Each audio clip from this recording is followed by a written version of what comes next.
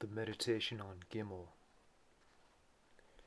Thou hast seen, O Israel, how for the sake of creation, the one life that I am seemeth to divide itself, becoming two. Of these two I have known to thee my superior nature, the crown of primal will, wherein I have my supreme abode. Hearken now, while I expound the mystery of mine inferior nature, which standeth in the tree of life as a sephirah of wisdom. Forget not that these two, though they be named superior and inferior, are in truth of equal rank. As it is written, that which is below is as that which is above, and that which is above is as that which is below. Be thou not led astray by their false doctrine, who ascribe to the inferior nature somewhat less of power and worth than inherent in the superior. The two are as the pans of a balance. Each hath its own peculiar quality. Each hath its appointed sphere of operation. One cometh not before the other, but together they exist from everlasting to everlasting. Mine inferior nature is the universal substance, the divine mirror, wherein I, who dwell at the heart of all things, am reflected to myself. To the uninstructed, therefore, who mistake the reflection for that which is reflected, my secondary nature seemeth to be more interior than the primal will. This error may be likened to the illusion which ariseth when one seeth a room reflected in a glass, and thinketh he seeth the room itself. For though what presenteth itself in the mirror of wisdom is internal, the medium of reflection hath its place in the without, in the realm of secondary and created things. As the substance whence all forms arise, the vehicle of my divine essence, mine inferior nature is to the superior, as is passive to active, as woman to man, as Eve to Adam, yet to every light of emanation proceeding from it on the tree of life, doth this same wisdom stand as root and source.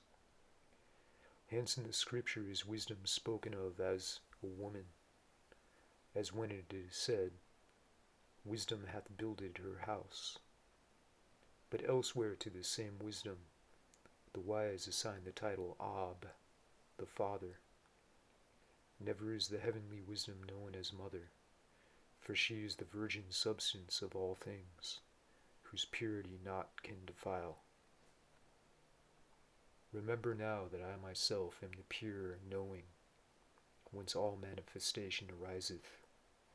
Recall to mind that my superior nature is the primal will, the eternal watcher, under whose regard the stream of creation floweth. The substance of the stream is this inferior nature, wherein I see innumerable images of myself. These be all things and creatures, great and small. Whatever existeth, is a ripple on the surface of the stream, but all are of the one substance. Thus all share in this peculiar quality of the stream itself, which is the mirror of myself to myself, the root of all remembrance. Creation is the record of mine ever-changing manifestation. All things bear the imprint of the history of the universe. Nothing of mine activity escapeth this record. In it do men share, because they, too, are parts of the stream of mine inferior nature.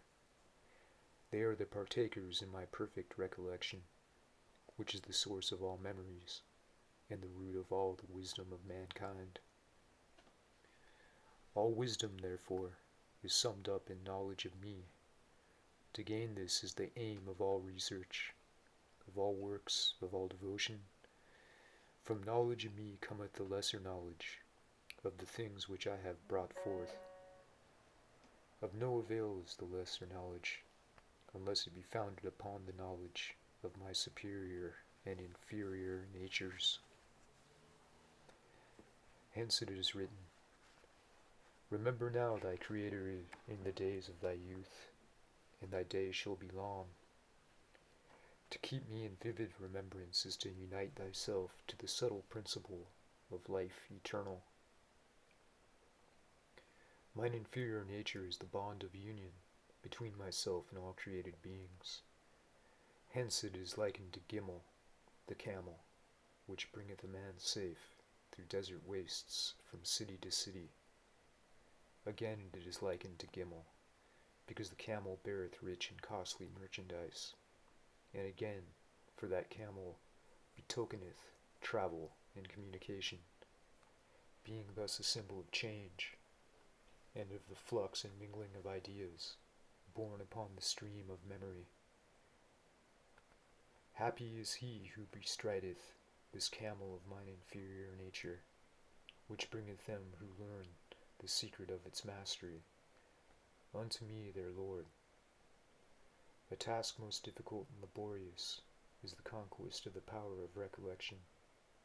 Strength and courage and patience must they have, who would gain this victory.